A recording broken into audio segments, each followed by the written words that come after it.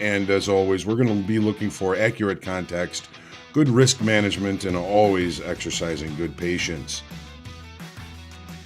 Everybody who's traded has gone through periods of time where their strategy hasn't worked. Where if not a hard stop, you should reevaluate the trades you're in based on time.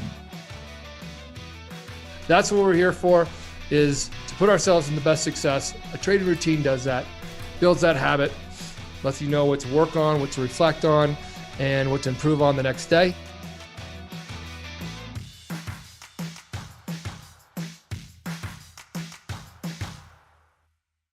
Well, good afternoon, Futures family. Just thought I'd see who was still hanging around here at the end of the day. It's good to be with you. It's the Market Reflection, Tuesday, the 16th of May. My name is John. Thanks for trusting me with your time. I hope you had a good trading day. I didn't really do much. Wasn't expecting to do much. As far as the end of the day, the S&Ps closed down unofficially 27 points. The Dow down 350 points, just about 1%.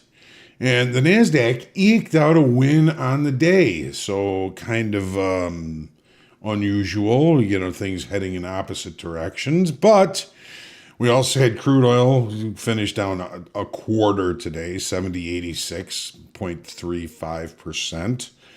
You know that the White House, the government's going to be starting to replenish the Strategic Petroleum Reserve here, but interesting, quiet. We had a normal trading day in the S&Ps until the very end, which may have given us a little bit of a gift of reference or context for tomorrow morning. We will see what's going on. So the president, the Speaker of the House, and a few other of the brain trust have sat down, I guess, about 1:30, 2 o'clock to discuss the debt ceiling. We'll see if there's anything that comes from that. A lot of the talking feds today had many similar things to say. Just to go over a few of them, they kind of feel as though community banks are strong and resilient, some of the smaller banks. Inflation is heading in the right direction. That's a good sign. Too early to discuss rate cuts. Kind of maybe should have expected that, right? And the Fed is looking carefully at commercial real estate risks, something that I don't think we've heard them discuss too much here just yet. And it's interesting that they're kind of focusing on that now to some degree. And it's probably a good thing, because commercial real estate in a lot of these larger cities is suffering, and I don't know if we're necessarily seeing it in the market yet, but I'm suspecting we will be soon. So we're going to take a look at these charts, take a look at what happened today, if anything, and start thinking about what we have tomorrow as far as economic releases tomorrow. Housing starts and permits, mortgage applications, and mortgage rates, of course. That's at 6 o'clock tomorrow morning Central Time.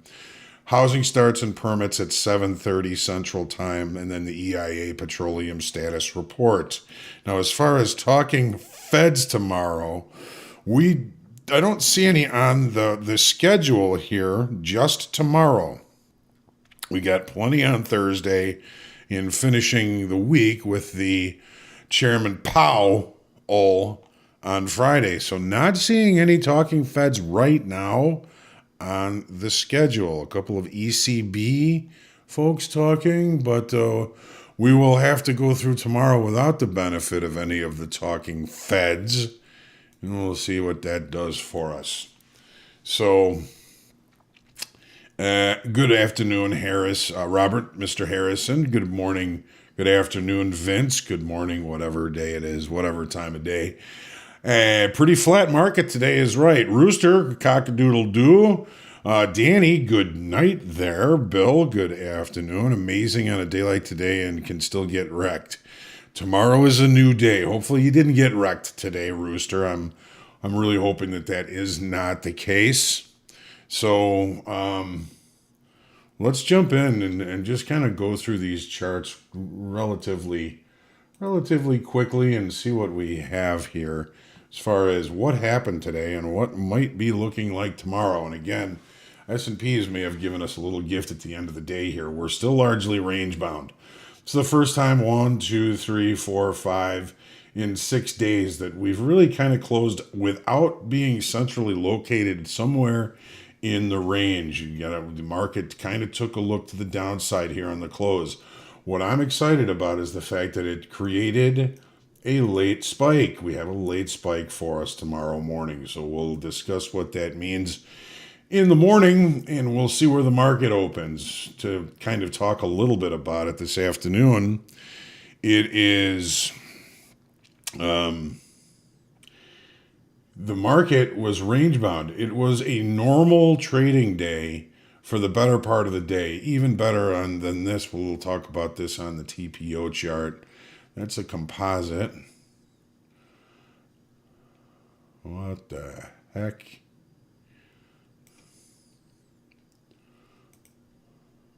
So, here's today's profile.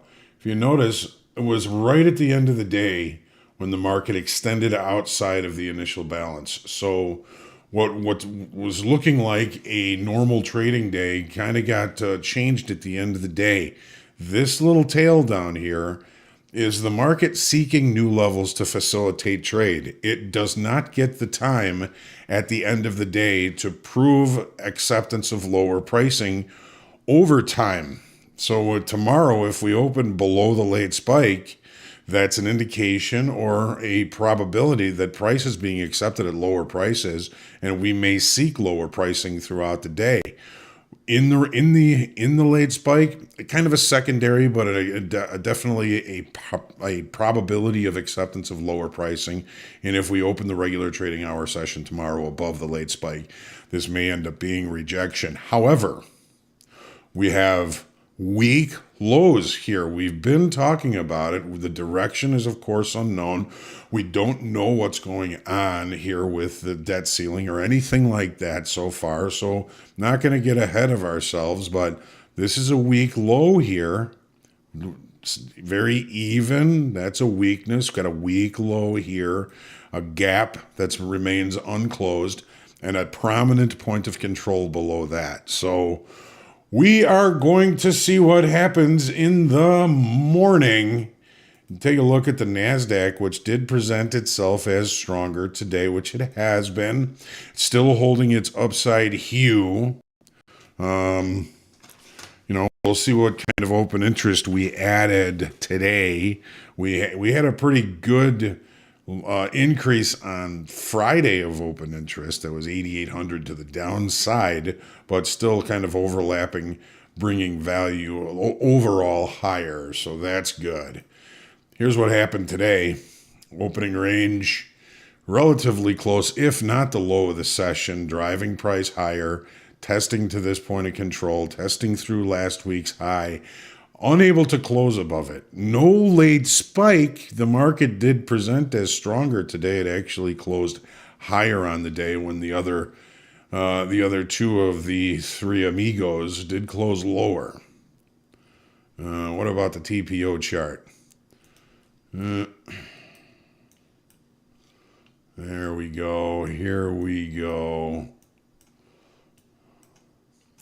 P-shaped profile. If we lost open interest, that would be short covering. We do have a weak high up here at the top, but not a very good close.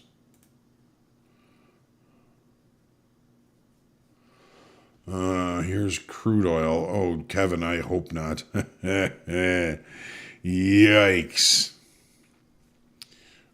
Here's the crude oil, largely range bound, as discussed on the forecast or the prep this morning. Range bound, rotational, rollover trade. Rollover trade. 1, 2, 3 days in balance. Tomorrow or Thursday will be the day we're going to see the volume move into the July contract. We'll keep an eye on that and let you know tomorrow morning what we think is the right day or right time to switch. Here's gold breaking below last week's low and testing to weekly kickoff low. Weekly kickoff low 1992. Went a couple of bucks through it. I think that pretty much happened after the close, if I'm not, you don't know, it happened beforehand. So we opened with a gap. Gap close ended up being resistance. The market pushed lower and tested right to and became rather magnetic around weekly kickoff low here. It's going to be another interesting trading day in gold tomorrow, but I just, what did I see this coming to the downside today? I mean, once we accepted below last week's low, I thought maybe that would be a good possibility, but I did not take advantage of this move to the downside. When we look at this profile, it really looks kind of unconfident. We got holes, we got anomalies, we got holes. Not a very confident move to the downside. We'll see where the market opens in relation to the weekly kickoff low tomorrow morning. Here's the euro, which held up better than gold.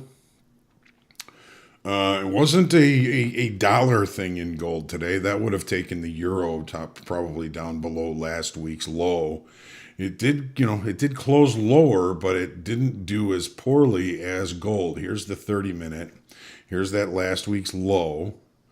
Did take a look up, and we basically closed below this trend line. So this morning we talked about how this was shaping up possibly to be a bear flag. If it ends up being a bear flag, we closed below this trend line. We look for a continuation to the downside as long as we hold below this trend line. That might be an interesting opportunity for euro traders tomorrow. We got a weak low.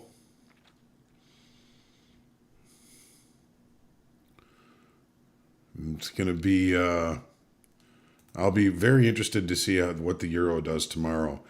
I think I've traded euro once this year. Tomorrow might be one of those days. Here's the 10-year continuing lower below last week's low, but again, still very range bound. We did bring in some volume on this move to the downside. Look at the open interest tomorrow to see if we continue to bring open interest down at lower at lower prices.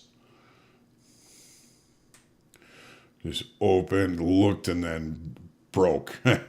Maybe a little bit of resistance here at last week's low. Here's the TPO chart.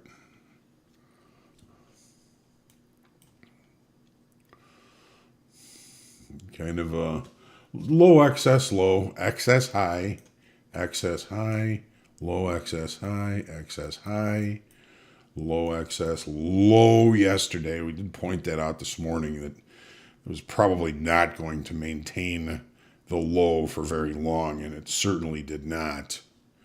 And we'll take a quick look here at the natural gas. Got, sort of kind of close to weekly kickoff high before buyers backed off and sellers took over. Not a very good degree of excess on the 30-minute chart, looking more like excess on the daytime frame chart. We got to take this off here. This is now rechecked. Kind of started market. We'll see what the upside short time frame auction looks like tomorrow when we look at the open interest. Just for reference, yesterday we lost about 2,000 in open interest on this up move, so it was more about short covering than new longs or new shorts coming in. We'll see about that tomorrow. Here's the profile. Double distribution trend day. Excess high, excess low, but I'm wondering if this could be construed as a late spike. We will see. We will see. So it was a day. We can call it a day. Was it a great day? Was it a bad day? Hopefully it wasn't a bad day. I really didn't even get off first base today. I took a couple of trades. Made a little bit, but I didn't really do a whole bunch. If you see on one of our shorts, Mr. Patak had a good day. He was trading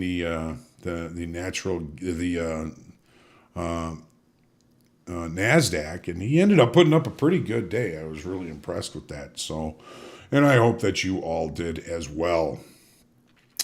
Mr. Trevino, Anissa, good. It's good to see everybody. Dan Trader, Rusty Golfer, Kevin. May is historically the beginning of the worst 6 months of the year. Expect more from the Bears.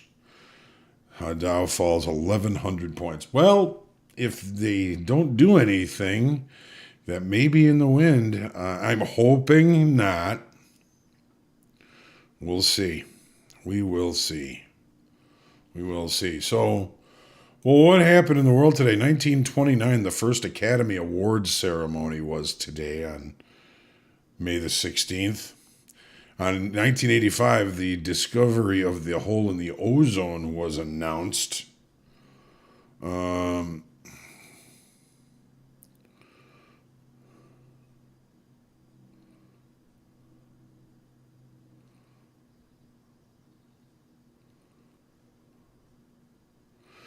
1980, I think I remember this. Basketball great Magic Johnson plays center as a rookie and wins the championship. I think one of his competitors was Larry Bird. And in music, today is Liberace's birthday. Of course, happy birthday in heaven, Liberace. 1944 on today, Billy Cobham. I don't know if you know what Billy Cobham was, but what an amazing jazz drummer. Did a lot of stuff with James Brown, Miles Davis, Santana. Today's Robert Fripp's birthday. I'd really be impressed if you know who Robert Fripp is. Anybody knows who Robert Fripp is, tell me.